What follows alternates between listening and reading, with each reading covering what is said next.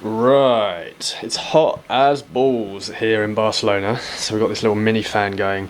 Yeah, so I'm just doing some debugging on the Plunda machine and getting it ready to list some coins this morning. It's been a bit... Wait, let me turn this off. Might be annoying. Yeah, things have been a little bit slower as usual because I've been... Well, first of all, I've been debugging this. I had to sort out some wiring which got damaged in the transport, and then I had to do some other debugging to get the machine working again. It's all fully working now, and I've just debugged the software side of it, made a couple of little improvements. I think we're good to go, so I'm going to just give you a demo of how it works. But yeah, another reason that things have been a bit slower is just DIY kind of dominates a little bit. Like this space here, although it's ready, it's still not perfect. There's that, plus money is running a bit tight. Although the Plunda supporters helps massively, just having some sats flowing in is super useful. I'm also doing a bit of manual labour on the side just to earn enough money to survive, basically. I'll show some of the DIY I'm doing on the building later that I'm going to get paid for. Okay, so here I am in the communal stairwell for the main building. The building's 4 or 5 stories tall.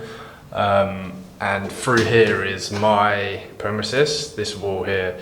The apartments are through here, and here's the staircase, so you've got 4 apartments upstairs.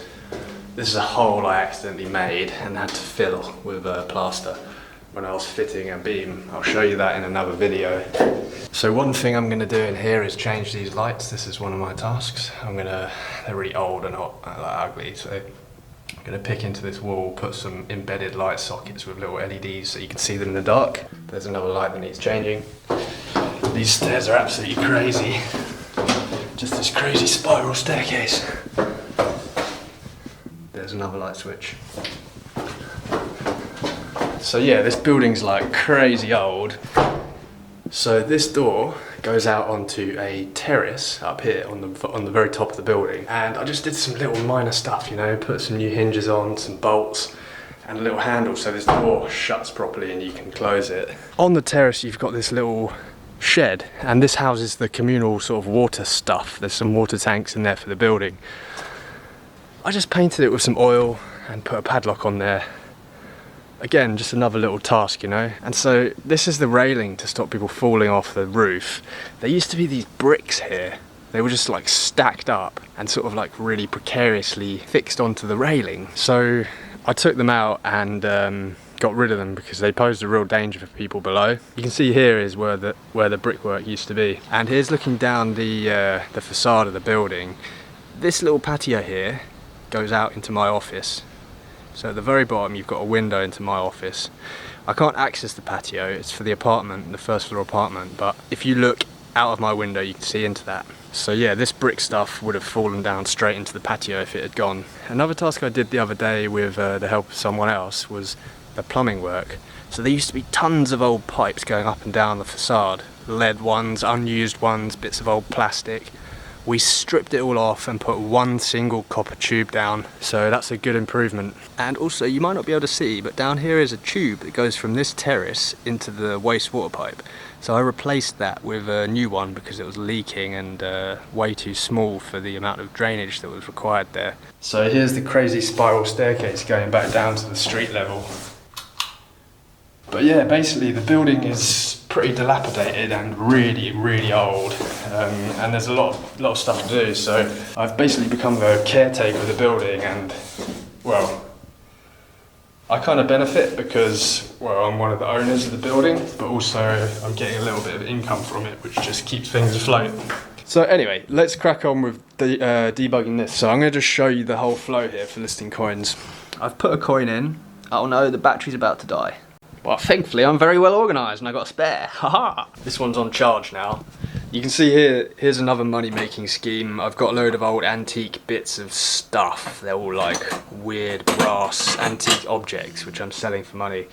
And I've got my spare bed here, which may have to resort to sleeping in this office as well, because yeah, like I said, funds are tight. But yeah, I'm not looking for handouts. I'm just saying this to paint a bit of a picture of where Plunda's currently at. Also trying to encourage you lovely users to purchase some of these coins and help fund Plunda. But yeah, anyway, back into this. I've got it all covered in like a bed sheet because I want to cut out all external light sources. I just want the built-in light sources to actually affect the coin. It's obviously a temporary method. I don't have any like shutters yet for the windows, so I can't block out light to the room. But yeah, we've got the coin in there.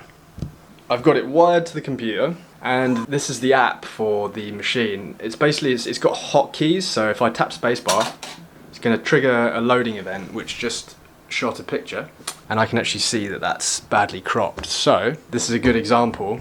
You'll see here I just cut off the bottom of the coin, so I actually need to zoom out the rail a little bit. I can do that by clicking these buttons. You can see there's the stepper motor. It's pretty sophisticated, it's pretty cool, super fun to build. I'd love to modify this more, but might have to wait for a while. Got a lot of improvements I'd like to make to it. Anyway, right, that's zoomed out now, so I can retake this picture, and there it is. It looks pretty darn nice. You can see at the top it's got the weight and the diameter pulled in automatically from the machine. So now I flip the coin manually and I take the next picture. Once it's loaded, I can either reject or confirm it, and then yeah, in the sidebar here you've got the option to select coins, and then you can quickly modify just the rotation of them in the app and make sure they're all like super nice and ready to go. So that looks great. I can then confirm the metadata at the top. The app's assigned a unique ID, it's got the weight and the diameter, so all I need to do is approve. Now, if I go onto the Plunda app on the assets page, as an admin I've got this option to see unpublished coins, which if I enable it and submit, I'll see here all of the unpublished coins. Now, all of these are just test shots that I've done, but here you can see the coin that I just photographed. It's now just fed straight into the Plunda database, just like that. You can see there again is the metadata from the machine, but there's no other metadata.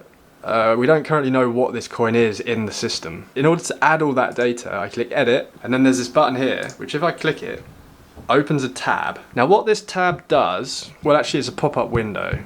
What this pop-up window does is it hijacks into Google Lens and like hacks it essentially. So I do a Google image search for the same coin design, but without having to build my own like complex AI image recognition software. My setup has hidden all the irrelevant links and it's only showing Numista links for the coin. Numista is like a coin database that has basically every coin ever minted on it. And there's the coin, and you can see here's all the metadata associated. So this is what I want. This is the gold dust. I can just pull this in. And I built this little widget that is injected into the page, which has all the metadata formatted as JSON, and I click this little button that says post to Plunda. It will close the pop-up. I can see all of the data here in these fields is now filled in. It's got the country, it's got the denomination, the value, it's got the metal type. So there, yeah, you see all the data's been pulled in, including the Numista ID. So actually later I can also do API calls to Numista and update this data, or you know, do other cool things with that. So then I just click submit, and now you can see there's an absolute bunch of data in there. It's got the location, you know, it's all there. So this is kind of the flow for now for getting coins in. It's still definitely not optimized, but I think it's pretty darn good.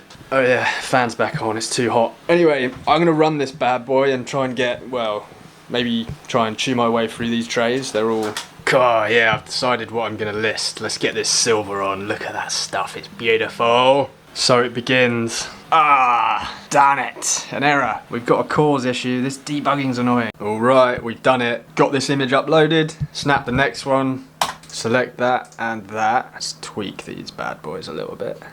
Honestly, these pictures are magnificent, I'm not gonna lie. Okay, looks good, let's send it. Looks pretty darn there to me. Oh, it's so nice. Oh, that's just, look at the quality of that, it's incredible. Yeah, silver. Yep, there it is. Silver, 72% silver. Yeah, it all looks good. That's the one. So post it to Plunda. So now I think all I need to do is click publish, and then I can list it and I can sell it for, I don't know, let's say 5.5 grams of silver. Yeah, should do. Okay, wait, I just did a calculation, and 6.5 grams at 72% silver is 4.68 grams of silver. In the name of keeping Plunda super alpha and keeping those gains maximal, I'm going to delist that and I'm going to relist it at literally spot price, 4.68. So anyone wants a bargain, they can get it. A very important step. You see the ID in blue? It's been assigned the ID X1. So I've just written a little end marker, X end and X start. And then here's the coin. All I've got to do now is stamp the envelope with nothing, apparently. Let's try that again. Ah, 1, it's upside down, oh shit. Okay, well, that'll work. So, coin 1 in the envelope. And then there's its new home until shipping is enabled on plunda.co. Alright, let's get the rest of these listed. I just realised, X marks the spot. It's like treasure. Alphabetical IDs. So the sort of batch of coins gets alphabetical, and the coin in the batch gets a number. Alright. So I got 28 silver coins processed and listed for sale on Plunda. Great. This is it's a big moment. And so one detail, they're all listed for spot price. So the amount of silver that these coins contain is the price that you'll pay on Plunda. Okay, there's X sorted. Now I just need to fill the rest of the tray. But yeah, bit by bit, or poco a poco, as they say in Spanish. Although I'm in Catalonia where they speak Catalan, so de mica en mica?